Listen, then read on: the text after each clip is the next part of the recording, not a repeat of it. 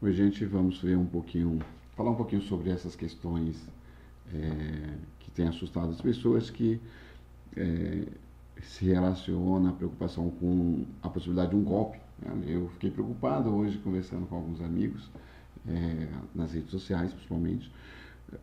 Tem sido muito aventado aí a questão do golpe, né? Então, o que é um golpe, né? A princípio, o golpe seria a tomada do Estado por um governo que se impõe, né? Será que nós estamos vendo alguma coisa nesse sentido? Será que é isso que está se percebendo? E algumas pessoas chamam de golpe branco, um golpe dentro da democracia sem o uso da força para poder tomar o poder, né? Algumas sugestões mostram a Dilma aí com a ideia, o PT com a ideia golpista, o que eu particularmente não acredito, particularmente eu não vejo essa possibilidade, mas existe aí um grupo, ou alguns grupos, mais à direita mesmo, tentando fazer algo nesse sentido, de dar um tom que não existe nas reivindicações, pelo menos não existiam, dar um tom de golpismo pelo PT. Não que o PT não seja capaz de fazê-lo, pode, como todo partido hoje. Nós temos aí uma ditadura de 20 anos praticamente do PSDB no estado de São Paulo. Eles não permitem a mudança de forma nenhuma dentro do estado de São Paulo, né? Então nós precisamos ver o que é um golpe primeiro e depois saber avaliar essas posições aí de cada partido, de cada grupo. O que eu percebi? Lógico, a gente fica olhando, avaliando as movimentações que estão acontecendo. Eu não estive presente nessas manifestações, então eu posso falar um pouco de fora mesmo, né? De ver por vários ângulos, mas não por estar lá. Então, olha só, questionamentos, a mudança de postura dos manifestantes, que é uma constância hoje nas redes sociais, principalmente na mídia. A mudança de postura da própria mídia, né? Uma mídia que um dia antes da maior movimentação, né, do quinto ato, que foi a maior movimentação até aquele momento, estava pedindo para a polícia descer o cacete nas pessoas e exigindo que o Estado, que o governo tomasse alguma providência, foi a mesma mídia que 2 dias depois estava dizendo que os meninos que estavam fazendo a movimentação e os movimentos eram bonzinhos e que eles não estavam fazendo nada de errado, providenciando, logicamente, uma mudança na postura, uma mudança de ideia muito radical para a mídia que nós conhecemos, né?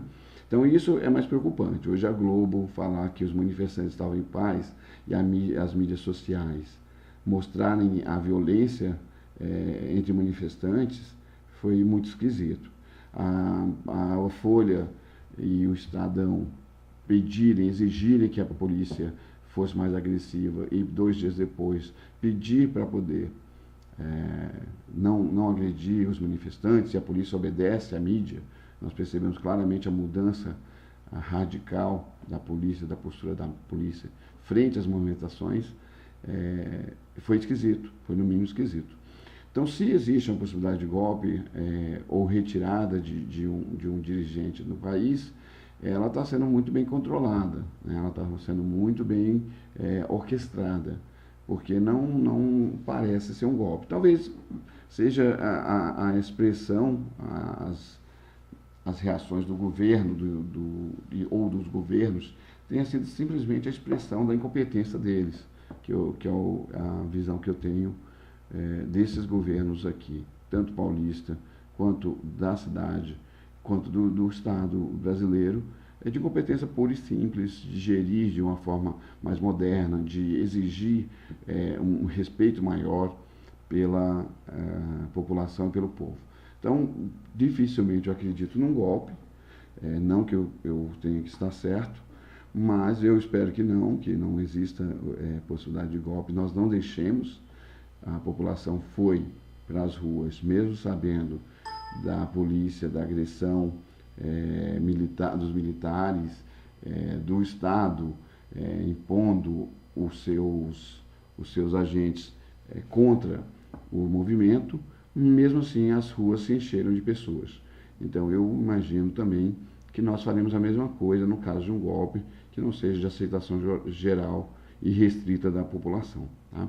Então, só respondendo aí para algumas pessoas que ficaram preocupadas, existe, logicamente, já falavam sobre isso nas mídias sociais na semana passada, da mudança de postura do movimento desde o quinto ato, onde houve já um esvaziamento ideológico, já houve um esvaziamento da vontade das pessoas, já houve uma decepção muito clara de muitas pessoas que foram acompanhar o movimento, não sentiram-se amparadas em suas necessidades, suas causas, suas reivindicações. Então já havia isso na semana passada, após o quinto ato. Então hoje, após as comemorações pela vitória do MPL, percebeu-se também uma radicalização de algumas pessoas, e aí as pessoas ficaram preocupadas pela não politização, mas pela radicalização e excesso em pautas que não faziam parte, não fazem. Fora Dilma não faz parte de uma reivindicação de nenhum movimento. Lógico que nós gostaríamos da mudança do governo, da postura do governo. A maioria de nós, brasileiros, gostaria, mesmo os que votam e vão votar no PT na próxima eleição, ou no PSDB. Nós gostaríamos que fosse revisto cada ato governamental, cada ato administrativo. No entanto, derrubar presidentes hoje, se ele não tem hoje uma causa muito própria para isso, né? Então esses vândalos aí, como o pessoal está chamando, né? Que vandalizam não o patrimônio, mas vandalizam o movimento, vandalizam as pessoas que estão próximas, não respeitando as suas reivindicações, deturpando essas reivindicações, né? Então essas pautas novas que não deveriam estar dentro desse processo de mudança nesse momento, né? Não necessariamente vão levar a um golpe, mas podem levar a uma radicalização do Estado contra qualquer outro movimento daqui para frente. Eu espero que daqui para frente nós lutemos por uma coisa muito clara, que facilitaria que nós tivéssemos ou tenhamos uma democracia mais clara, mais plena, pelo menos dentro dessa democracia que nós temos, um pouquinho mais de respeito pelo povo, diminuindo aí a intervenção da polícia, principalmente da polícia militar, com as suas ignorâncias, com suas tropas enrijecidas, com as suas ações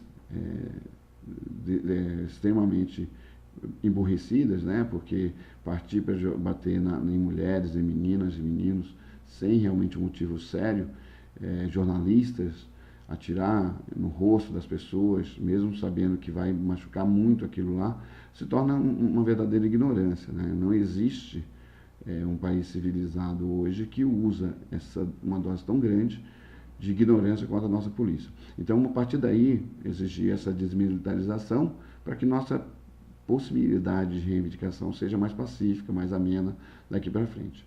Eu imagino que nós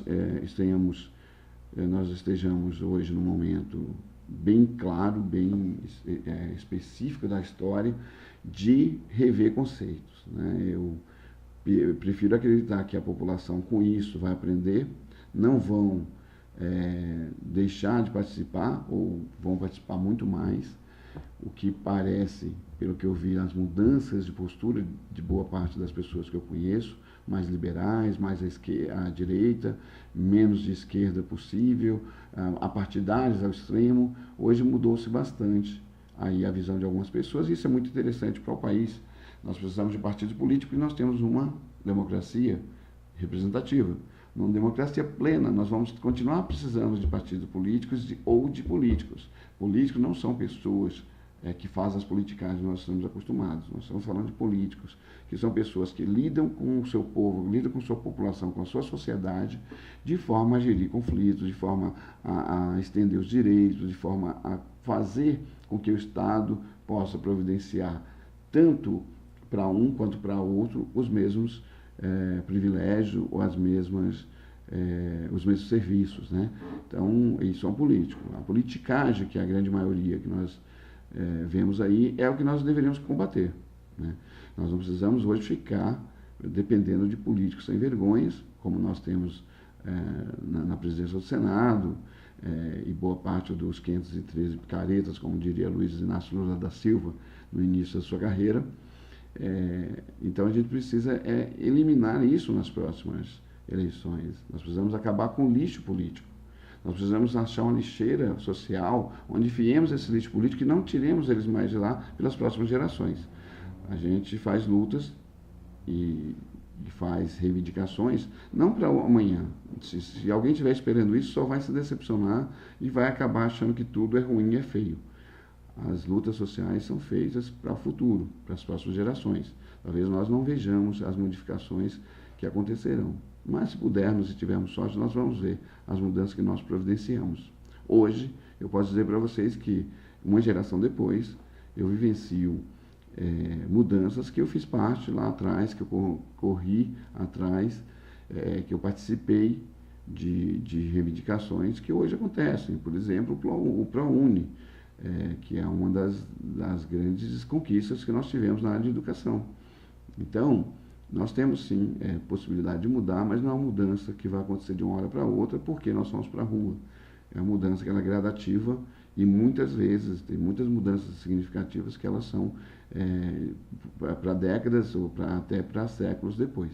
Mas não quer dizer que nós não tenhamos que fazer essas mudanças hoje e as reivindicações. É isso aí, gente. Vamos continuar conversando. Fiquem à vontade para questionar e me chamar para bater papo. Até mais.